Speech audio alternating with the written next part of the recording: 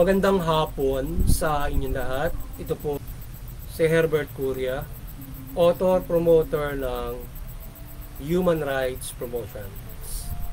Ang boses ng Human Rights Promotions sa malayang demokrasyang ito, kakibat ang ating pananalig sa ating banal na Panginoon Diyos, banal na Panginoon sa Kristo at gabayan ng kaliwan na galiban ng Santa Maria,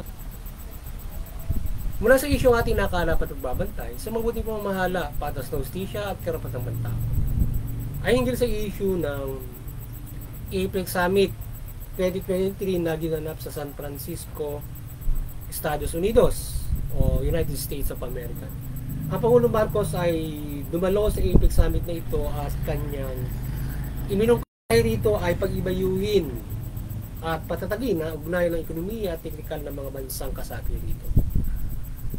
Nais ng Pangulong Marcos na mag-ibayo ang ekonomiya at teknikal na pagkakaisa ng mga bansang kasapi para sa green energy solutions.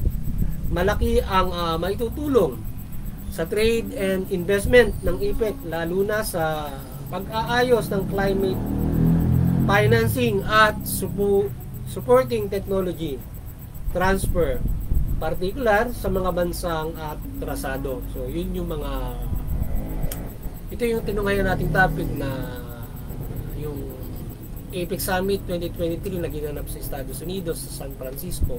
Ang ating Pangulong Marcos ay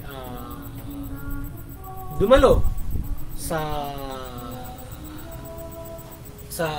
APEC na ito at kanyang maganda yung kanyang mukha rito na pagpapaigting ng ugnayan ng bawat mga bansa at yun, pagpapaunlad nga ng ekonomiya as objectives ng APEC at and the technical, no?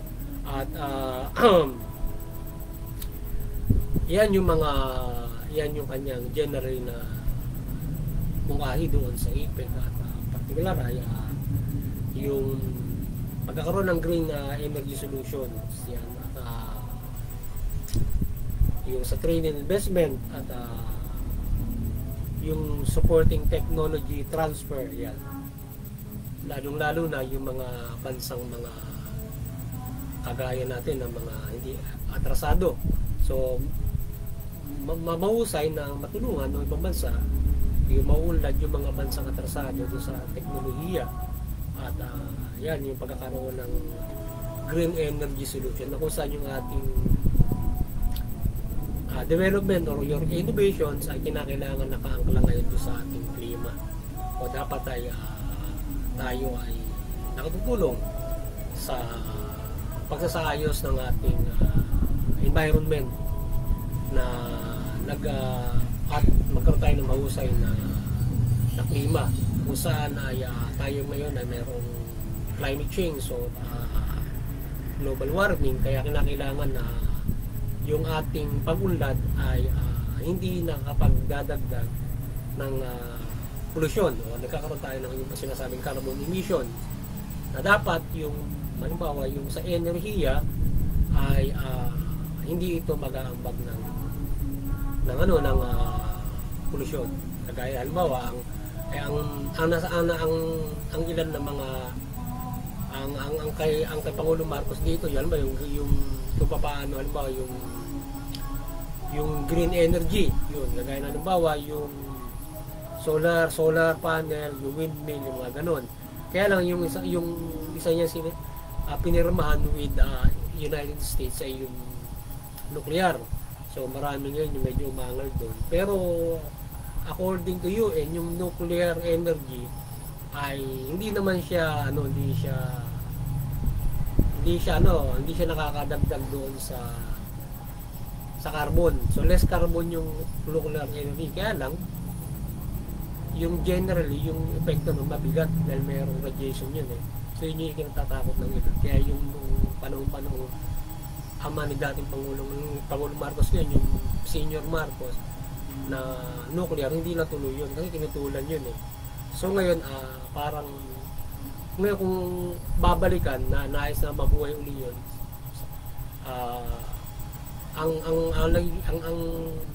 kung titingin sa pangkalahatan, medyo siya, parang risk Pero kung sa climate change, okay siya dahil sa hindi siya nag-produce ng maraming carbon kagaya ng iba't ibang mga ginagamit natin na nagpo-produce ng carbon do sa enerhiya yan.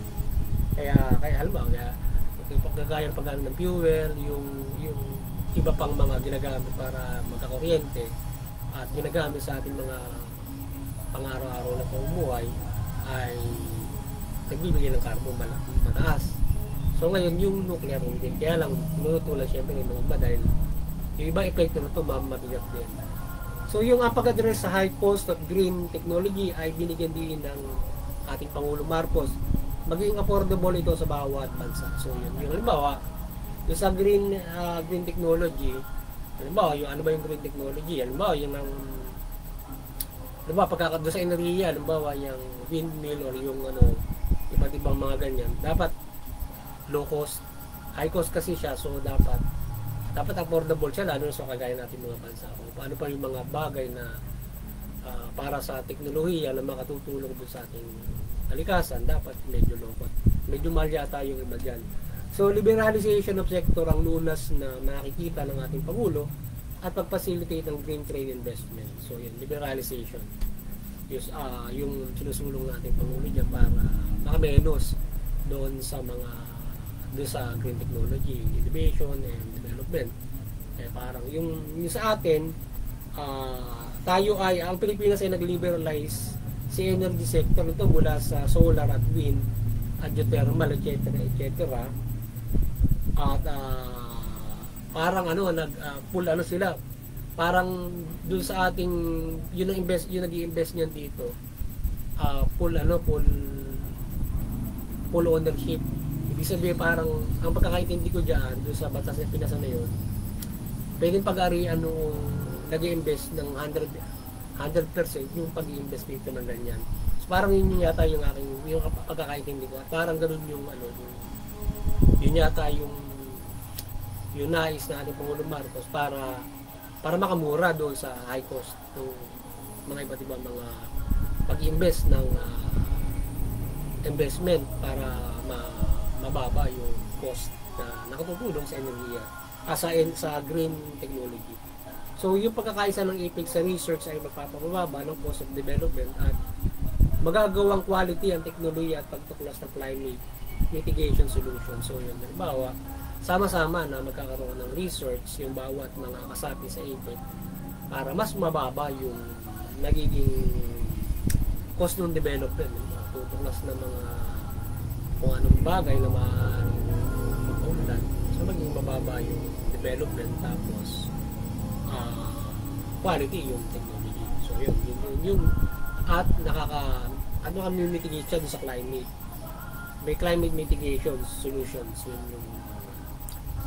yun yung mungkahi at kung paano kala ng ating Pangulong Marcos sa EPEC na baka magpapahusay ng objectives ng APEC na para sa development economy yan.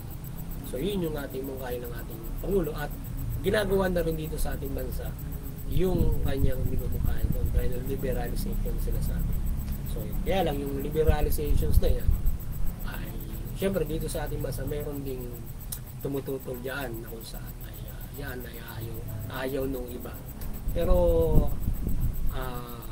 sa tingin ng ating administrasyon ito ay makapagpapalago ng ating ekonomiya yung liberalization. So ngayon, ang human rights promotion ay magiging sumusuporta sa mabuting pamahala, patas ng hustisya at karapatang-karapatan. Sa isyong ito ng IPIC Summit 2023 sa Estados Unidos, San Francisco ay ating sinusuportahan ng IPIC o samahan ng mga 21 bansa sa Asia at Pacific upang magkaroon ng mahusay na ugnayan mula kapayapaan at usaping pang-ekonomiya at trade and investment at iba't ibang ugnayan. So tayo ay may team na ang human rights promotion sa may team na sumusuporta doon sa APEC o yung Asia Pacific Economic Cooperation. So sinusuportahan natin yung ugnayan ng bawat mga bansa diyan para sa development. Unang-una syempre pangkapayapaan, development at yung kalakalan dyan maging mahusay. So from our region sa Asia, and then APEC. So mahusay yun para yung peace, magkaroon ng stability yung peace, kagaya doon sa ating usapin sa West Philippine Sea sa China. So kaya doon sa APEC pwede ma-address doon yung mga problema na yan. So pamamagitan ng ginawa natin Pangulong Marcos, merong side na sila ay nag-usap hinggil diyan. Bagamat yung siyempre yung objective is yung economic development, siyempre kasama rin diyan yung ilang maaaring siyempre makakapekto siyempre para maging mahusay yung trade, yung kalakalan ng bawat mga bansa, mga investment, yan, may mga ganun. So siyempre at yung kapayapaan, siyempre kung hindi susulong yung investment, yung kalakalan kung nag-aaway yung dalawang bansa, paano ka magbibilihan dyan? So ngayon kung yung bawat gobyerno dyan magkaaway, tapos yung mga negosyante dyan na hindi pa sa makapag-trade nyo kung magkaaway yan. So magkakaroon ng limitasyon at maaari matigil yung trade kung merong hidwaan kagaya ba sa Philippine Sea. Kung yun ay malalim na, so siyempre magtitigil yung mga trade o yung kalakalan. So kagaya nga nung pinapano ka na nga sa Senado dahil sa ginagawa ng China, ayaw na nila makipag-anuhan sa makipag-trade sa China, o meron silang inaayawan na ron na halimbawa kung ini-invest nila o whatsoever, yung China nagtigil na rin ng investment dahil nga doon sa nangyayari doon sa West Philippine Sea na gawan. So ngayon kung yung kapayapaan iiral na gano'n dito sa ating Asia Pacific, so aayos yung kalakaran at tulungan ng pag-unlad. So syempre matutulungan tayo ng China sa kaunlaran na mayroon sila bibigay sa atin, kaunlaran natin na may tutulong din sa kanila, o ano man mayroon tayo para i-trade doon, ano mayroon din sila para i-trade sa atin. At doon sa kabuuan ng 21 countries, anong bagay yun? Kasi hindi naman lahat nasa sa atin para magsarili tayo. Ngayon ay hindi rin tayo pwede babagsin sa maganda na tayo kabuuan na buong mga bansa sa buong mundo. So kaisa tayo rito. Kaya doon sa Asia Pacific, isang mahalagang bagay yan, yung kapayapaan niyan tungo sa mas malawak sa United Nations na pagsuporta. At nakaangkla rin doon sa APEC. Yung APEC ay nakaangkla rin doon sa Sustainable Development Goal ng UN. So sinusunod din nila yun ng ating ng APEC. So ngayon yung ugnayan ng mga bansa sa APEC ay magbibigay ng mahusay na kaunlaran at pag-angat ng antas ng pamumuhay ng mga tao, naiwasan ng hindi pagkakaunawa sa ekonomiya ng mga bansang ito at pagkakaroon ng agreement sa ekonomiya at objectives ng APEC na mga kasapi nito ay magbubunsod sa kaunlaran at maiwasan ang patas na kalakalan at maiwasan ang hindi patas na kalakalan at pamumuhunan. So doon sa APEC kasi syempre maaari para maiwasan yung hindi patas na kalakalan ng bawat mga basta kasapi nito. So nasa resolve yan sa APEC at saka yung hindi patas na pamumuhunan. So pero sila doon sa trade in 21 countries din, fair trade to everyone. So siguro halimbawa mayroong liberalization halimbawa na sige free ano yan, pwede kang magkalakal doon hanggang gano'n, free kang makapagpapasok ng kalakal mo doon sa US, sa Pilipinas, mga ganun mga bagay halimbawa, or ever na mga iba't ibang usapin dyan sa investment at saka dyan sa trade na yan. So yung pagtutulungan sa mga kaunlaran mula teknolohiya ay mahalaga na ang bawat bansang ito ay magkakaisa mag-develop ang bawat bansang kasapi. So ang pagtutulungan sa industriya ay hango at patuloy na magpapaunlad. Yan. So yung pagtutulungan sa kaunlaran sa ekonomiya ay siyempre mahalaga yun. At yung bawat mga bansa, siyempre halimbawa tayo, medyo atrasado tayo. So siyempre kagaya na halimbawa dito sa internet technology o kaya digitalization. Siyempre yung mga industrial country, kagaya ng Canada, kagaya ng Estados Unidos, Japan. So yung mga bansa ngayon makatutulong sila doon sa mga bansang kagaya natin para umangat tayo sa ating teknolohiya from technical, mga ganyan. Yeah, para tayo ay hindi naman kulelat at tayo ay nakasasabay. Kagaya ano ba yung Canada na tumulong sa atin ngayon doon sa radar system para matrace yung mga bangkang mga hindi rehistrado. So tayo ay tinulungan para doon sa teknolohiya for 5 years. So siguro magandang bagay yun. Pero kasi kung meron tayo, no, siyempre tayo ay medyo developed. So, sana ituro din nila kung paano tayo makagagawa nun. Pero yun, mga ganung bagay na natulungan doon sa teknolohiya ng bawat mga bansa. At ano ba yung siyempre makatutulong sa kaunlaran ng pagninegosyo at pamumuhay aside from the military, mga security yan. So ngayon ang karapatang pantao ay dapat na palakasin ng APEC sa pang-ekonomiyang objectives nito o kaunlaran na nitiin nito at ang bawat mamamayan na mga bansang ito ay mamuhay ayon sa karapatang pantao at hindi maabuso sa mga pagpapaulog na sinusulong. So yun dapat sana yung human rights napapaigting yan sa APEC. So yung pagsulog ng kaunlaran hindi natatapakan na aabuso yung karapatan ng bawat mamamayan. Maraming pwedeng matapakan at maabuso dun sa karapatan kung dyan sa pagpapaunlad na yan. Halimbawa, iba't ibang mga bagay na magiging problema para maabuso yung mamamayan. So sana hindi makakaabuso sa karapatan ng mamamayan at bagkos ay magpapaunlad nga.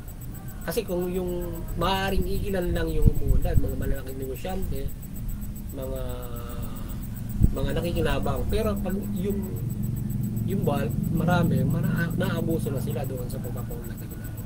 So sana hindi yun, sana itong APEC, yung kaunlaran niya, kagaya nga nung sinabi ng Pangulong Marcos, create jobs.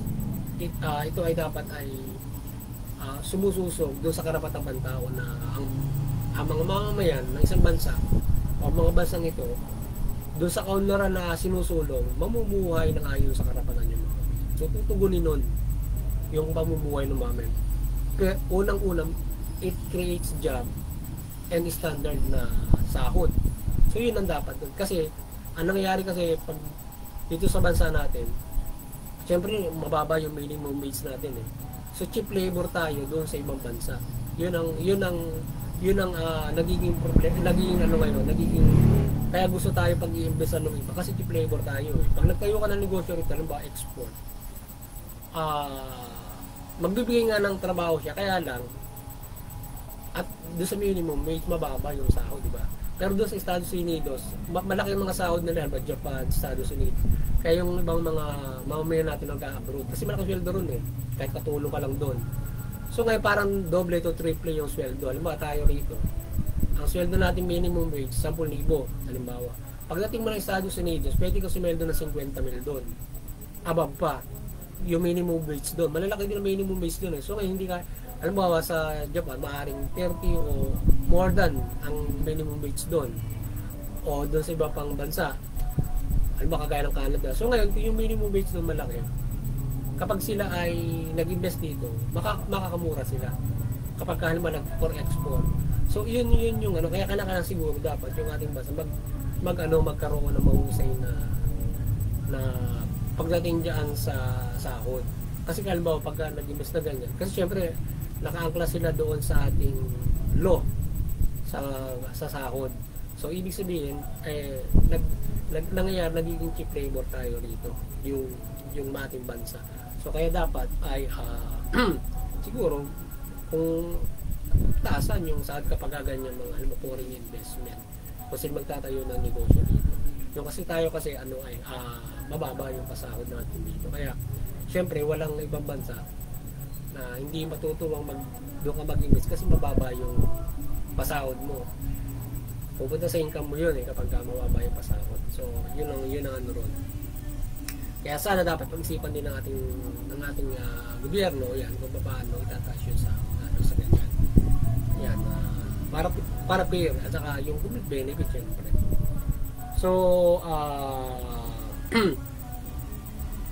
so dapat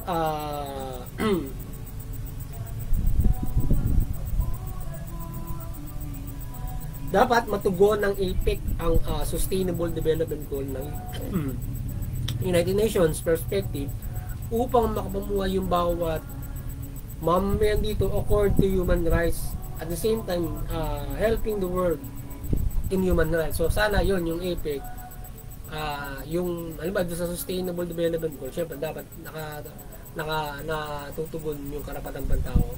Yung Sustainable Development Goal karapatan nakaangkla doon sa perspective ng UN diyan, yung APEC, or higit pa ron na maibibigay na samahan ng mga bawat mga bansa ngayon, at makatulong sila doon sa buong mundo ang APEC, pati yung ating ASEAN, para doon sa ganong pagpapaunlad doon sa perspective ng UN at yung perspective din naman ng lahat ng mga bansa, at yung bawat mga tao mamumuhay ng maayos, bawat mga bansa syempre, at bawat mga tao, para mga ganun. Halimbawa, ang isang bansa doon sa Sustainable Development Goal, yung isang bansa, yung buong bansa mo may patubig, may kuryente, may internet, so simple yung ganun. So yun ay part of the development, tapos may trabaho lahat, alam mo mga ganun. So dapat lahat buong mundo ganun. So hindi naman lahat halos ganun, may mga atrasado, mayroon pang gutom. So yung iba namumuhay ayon doon sa pagtulong. So kaya mahalaga na yung pagtutulungan ng bawat mga bansa o doon sa United Nations. Alam ba, yung isang bansa, alam tayo ay tutugunin ng bansa natin yung Sustainable Development Goal. So tayo ay membro ng ASEAN, APEC, tutulungan tayo ng ASEAN, APEC para makakompleto natin yan. At the same time, the United Nations. So marami yung kaagapay natin. Yung ASEAN, yung APEC, tapos yung United Nations to complete na sustainable development. Iba pa yung pang-ekonomiya sa pangkalahatan kung paano ka trade from all over the world. Kasi sa yun, sa ibang samahan din naman yun. So kaya sana ay yung mga samahan na yan ay talagang makatutukod doon sa karapatan pantao. Standardization of living, halimbawa. At syempre, uulad nga yung bawat mga bansa according to the pinanukalangan ng ating pagmungkahi, ng ating Pangulong Marcos doon sa APEC na yun.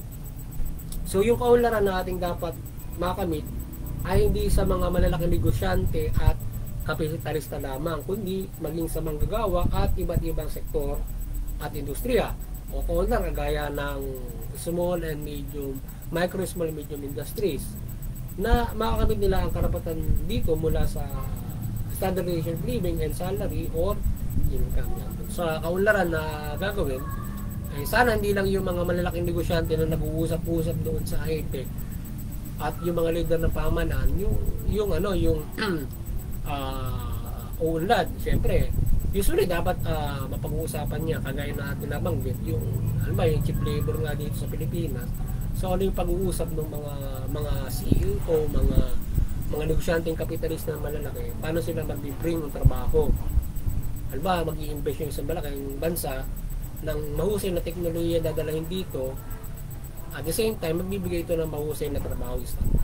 But in the other hand, yung ating salary mababa. So kaya kailangan syempre, aside from giving jobs, mataas din yung dapat na pasahan. So yun baka pamumuhay ng standard. Syempre tayo yun ay objective ng ating bansa na mabigyan ng trabaho lahat at makapamuhay ayon doon sa karapatan. Pero syempre with our efforts of our development at syempre yung kagaya ng pakipag-ugnayan sa APEC. Yung ating pamumuhay kasi syempre pakipagkalakalan tayo at yung APEC ay isang mahalagang bagay para sa pakipagkalakalan natin. Meron samahan sila. Excuse me. So dapat ay sana ay hindi lamang yung malalaking negosyante ang makinabang diyan sa mga economic development kagaya ng ASEAN, kagaya ng APEC, or even the World Economic Forum or World Trade. Ayan yung World Trade Organization, parang ganun. So dapat ay hindi lamang yung malalaking negosyante yung nakikinabang para diyan. So dapat ay yung kapakinabangan nila ay nagbibigay din ng kaunlad doon sa mga manggagawa. So dapat mga ganun. And syempre, giving creation of job syempre, and at the same time ay maganda rin yung sahod. Sana hindi malilimutan yun at mga benepisyo. And at the same time ay they are helping also doon sa mga doon sa mga maliliit na mga negosyante. Halimbawa, yung pwede naman yung mga micro, small, medium na industriya, matutulungan din nila. Halimbawa, at the local produce or maging pwede rin sila sa export, maaari o makipag-trade din sila sa ibang bansa, or else yung mga small, micro, medium industries, doon nila dadalahin yung mga produkto nila para itindan nila doon. So makatutulong sila doon para mga ganun mga bagay na sila yung mga retailers, maaaring ganun nung mga mga industriya na dadalhin dito ng mga tipong ganun or whatsoever na maaaring invest at kalakalan na maaaring wala tayo na dapat doon lang natin makuha si pamasa. So syempre magtitinda niyan syempre yung ating micro, small and medium or else local manufacture, mga tipong ganun. At hindi lang yung malalaki na kaugnayan nila as malaking negosyo, diba? Or else na yung malaking negosyo sila yung mag-ano doon sa mga maliliit. So mga tipong ganun, or else diretso sila sa mga maliliit. Halimbawa mga medium industries. So doon na sila nag-ano ng mga finished products or else manufacture. So mga ganun mga bagay na makatutulong sila doon at syempre doon sa mga manggagawa at yung mga ganun klase ng negosyo. Doon lang naman umiinog ang negosyo at saka yung trabaho, diba? So ngayon, yung mga unemployed at walang disenteng trabaho ay magkaroon ng permanenteng trabaho o maging disenteng negosyo na makakamit sa tulong ng APEC objectives at ng pamahalaan. So sana makatulong na malaki para sa creation of job yung APEC at syempre at disenteng trabaho as in mahusay na negosyo. Yung disenteng trabaho, halimbawa micro, small, medium industry na makatutulong sila magkaroon sa decenteng trabaho na yung negosyo, meron ka sariling stall at nakapag-negosyo ka ng maayos. Magano'n ba yung isang bansa natutulungan nila na ito yung makapag-establish ng isang mahusay na aside from palengke ay mga hindi naman mall, halimbawa mga tayo na mga negosyo aside from may sariling lupa sila, di ba, para mga ganun dito. At least yun ay decent at maayos. Hindi yung halimbawa sa bangketa ka, mahirap yun sa bangketa, di ba? Hindi ka makapagtinda na maayos doon. So yung stall makatutulong, di ba? Mga ganun mga bagay. At aside from that, hindi na sa pesto, dapat kikita siya ng accord to standard yung mga ganun. O kung ikaw ay simple kang nagtitinda ka mag-isa at kikita ka ng ganun kalaki doon sa yung maliit na tindahan ng mga ganun. Kasi pwede may kubuhin as a single person or as a family business. Kung kumikita nyo ng mga 50 mil, 30 mil, bubuhayin nyo pamilya mo. Standard salary kasi nasa head of the family ng mga doon. Tatlo kang anak, kung kumita ng 30 milyon or to the standard, maganda yun. Sana ganun maibigay, maitulong sa mga Pilipino at syempre yung employment. So, naway magabayan ng Diyos at ang Apex Unity ng patas na pagpapaunlad at hindi ito makalimutan ang karapatan-taon na dapat tugunin sa mga kaunlaran ito o nakabase dito ang pagpapaunlad mula sa ibibigay na standard na sahod ng mga manggagawa. Hindi dapat i-exploit ang cheap labor sa sinumang bansang kasapi, kundi dapat ang karapatan ay dapat na tugunin, hindi lamang ito kundi nakakapekto sa karapatan ang bawat negosyo at kaunlaran. So yun, so sana yun yung APEC ito ay magawin, maliwanagan at hindi ito basta kaunlaran lang for elite person na kapitalista, mga negosyante. Dapat na nabibigyan niya ng maayos na sahod yung mga empleyado, benepisyo. So hindi na-exploit yung, lalo na yung mga bansa kagaya natin na mura yung pasahod, di ba? Siyempre yung bentahe kung kung triple doon sa bansa mo, doon sa Pilipinas, hindi mababa, di ba? Mas malaki yung income mo, ganun. Pero kung siguro at least kahit paano ibigay yung mahusay na sahod doon sa mga bansang yung maging pinyo, di ba? Doon sa ganung klase ng mga kalakaran. So muli, maliwanagan ni Banal na Santa Maria ang lahat mula pamahalaan at mamamayang Pilipino at nalimayan ng mabuting balita at ang pamahalaan ay makapamahala ng mabuti at matuwid at makatarungan at patas at ang mga Pilipino ay makasunod sa pamahalaan. Sa gayon, baka pamumuhay tayo ng payapa at paunlad at higit sa lahat ay may kaligtasang spiritual. So yan, maliwanagan yung ating pamahalaan. At mga Pilipino, mamuhay tayo ayon sa mabuting balita at yung mamahala ng matuwid. Yung Pilipino, sumunod sa yung mga tao, mamamayan sumunod sa pamahalaan. So ngayon, magkaroon tayo ng kapayapaan at tayo ay makapamumuhay ng unlad. Hindi sila may kaligtasang spiritual kung tayo ay sumusunod sa pamahalaan at lalong-lalo na doon sa mabuting balita. Madali natin masusunod yung pamahalaan kung tayo ay nasusunod sa Diyos doon sa mabuting balita. So yung magandang hapon sa inyo lahat. Sana napagsabuhin sa na Human Rights Promotion. Sa lingkong ito hinggil dito sa karapatang pantao, mula dito sa issue ng APEC Summit na dinaluhan ng ating Pangulong Marcos kung saan tayo ay kasabi rito sa APEC Summit na ito o yung Asia Pacific Economic Cooperation. Magandang hapon sa inyo lahat at God bless you all.